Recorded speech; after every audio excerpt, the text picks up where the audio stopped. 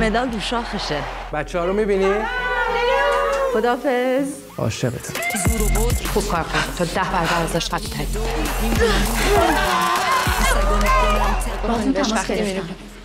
الان میام. باشه. بیام یه عکس باهات بگیرم از طرفداراتونم. باشه. سلام. لیلا. بابا. چی بابا؟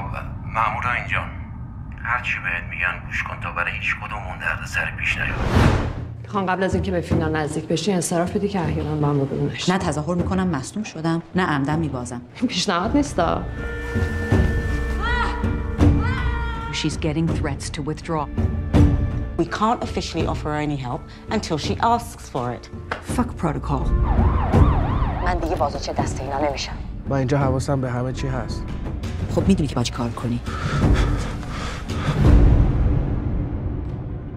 من تا تهش میرم. با منی یا نه؟ ها!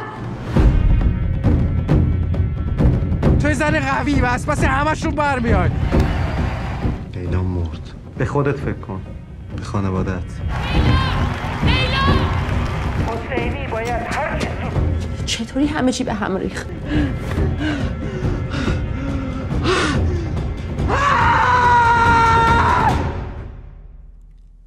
My name is Leila Hosseini.